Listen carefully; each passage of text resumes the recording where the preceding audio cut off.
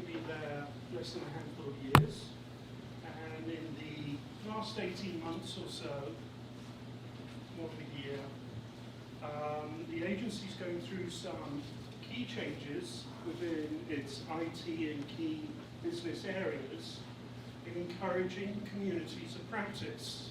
And for a state agency, this is kind of an interesting thing because, as Rachel was talking about earlier, often where we have challenges in communications where there are a lot of silos involved, and it kind of fits the stereotype. A state agency has that petri dish of isolation or rigidity to form, structure, and doing things because we've always done it that way. I was a developer a while ago. I think by this time it's just easy to say over 20 years. I've seen a lot of stuff, but the thing that always fascinates me and I get really curious about is when things go wrong. That was unexpected, and wrong is probably even the wrong term to use. Unexpected is interesting. So I've been playing with the idea of doing a paper for the conference. Maybe it's a little overdue. And communication is something that I have found again and again matters in bringing a team to a singular goal and accomplishing something outstanding. One of the things that we are trying to do in the way of community practices, where's my button here, is breaking out of the mold of what is kind of the institutionalized norm and sharing openly.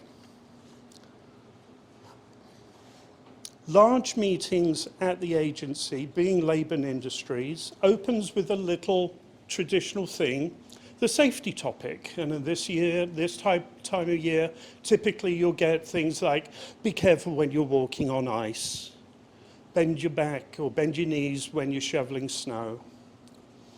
What I want to talk about is a communication safety check. And it's a mechanism that I've tested with the project management office initially, and then with the embryonic community of practice, and I saw some very interesting things. It was unexpected, and I want to share that, and I'm going to share it in the format that it was given, and then we'll talk a little about that. But I do want to start with kind of like my own little quote here, with a reference. Each team member's perspective, when expressed openly, confidently, trustingly, with vulnerability, can have value sync for the team objectives, that group cadence, and also the individual performance. Value sync is a phrase used by Rob Saborin, who's talked at the conference a few years ago. Are we getting him back anytime soon, Brian? He's on the radar. All right, good, good, good. So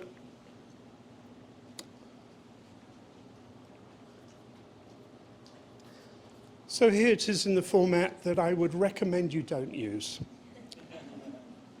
And if you start to see why, then you are forming an opinion. Jolly good. We want to hear that. But one of the things that is a challenge, and certainly for the introverts, shall we all raise our hands so we know who we all are, is that, and me being a Brit, where I come from, sometimes it's good to just say, you know what, that is a really daft idea.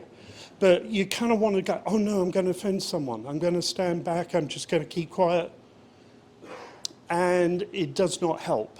And the problem with holding back on an insight or a thought, even kind of in an abstract form, or just a blurt, yeah, I don't get it, like Tom Hanks in Big, I don't get it, is that you don't buy in. There's no WIIFM. There's no value sync. I'm not bought into this. I don't agree with that. You're not going to perform. So that introvert, you're fighting that internally.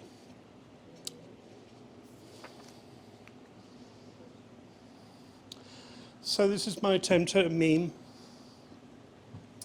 Let's improve. Actually, you can look at this, you can read it, you get the idea. You've seen this one before, but it's the idea of if we just take a little bit of mindfulness and listen a bit more, or try and understand a different perspective, then we won't find ourselves listening to someone at the front telling us how to do it all the time.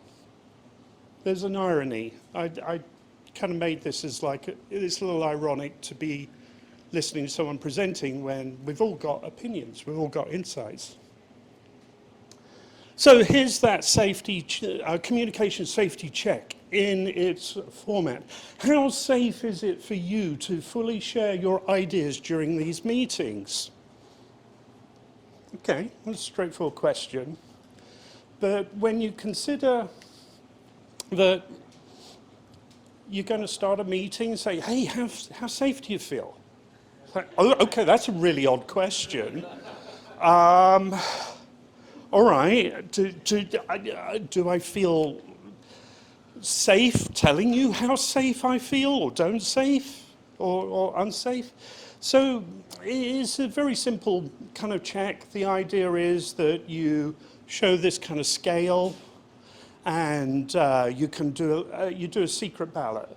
Post-its, scribble on a piece of paper, pass to the person at the front, the lead, and they'll look at the numbers, tot them up, and they go, oh, okay, we've got some people in here who are really feeling unsafe. Notice the numbers there. This is, by the way, this has its basis in the Project Management Book of Knowledge, PMBOK, which is the section on assessing communication styles. There's a little bit of agile methodology in there, and I would have to give a nod to Dave Thompson, Pragmatic Dave, if you're familiar, who busts the idea. He's one of the signatures on the manifesto, and he's done these sort of apology tours saying, that's not what we meant. Agile is dead, long live agility. And this is an idea of having agility in the way that we think about how we communicate.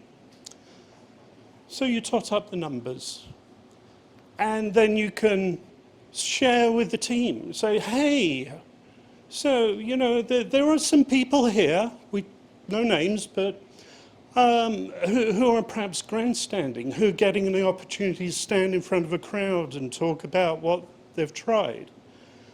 So which members of this team do you think are offering the most advice and helping drive where things are going? Which team members do you think are having direct and ongoing dialogue with each other? Who are getting the most value from that input? Having that stand, having the soapbox all the time. The problem is even the introverted folk, to feel part of it all, will say, oh, I'm not introverted, I've got no problem. The problem is it's an artificial test, and when it was actually tried, it didn't quite go down like a lead balloon, but because it was so fabricated in the way that it was delivered, it was not effective. But it's still an important qualitative measure. So a key KPI for project success, and the way that I've been trying to apply it is individually, mindfully. When I'm in a meeting, when I'm hearing something, when discussion's going on, and I find myself saying, you know, I've got a problem with that, and I feel hesitant to convey it. That introvert then has bit of a sword to wave around, because that introverted nature gives you the opportunity to examine and be mindful and actually work your way back to a point where you can break out of that and wave the extrovert and say, look, this is how I feel, think, and my own insights have value to be able to help drive this.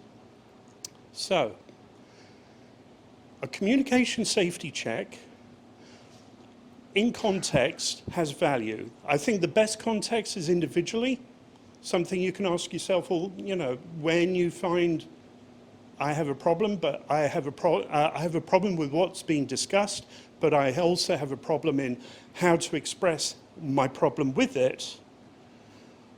Or when you are with a team and maybe you notice, like a lot of Agile is, let's have these events, let's have this structure, let's do stand-ups, let's just talk about what I'm working on, what I hope to accomplish, and what I'm blocking. When it becomes so rigid like that, that's got to be that people are thinking, this is not working. Shake the Agile, get agility. Thank you. Questions? Thanks, Sean.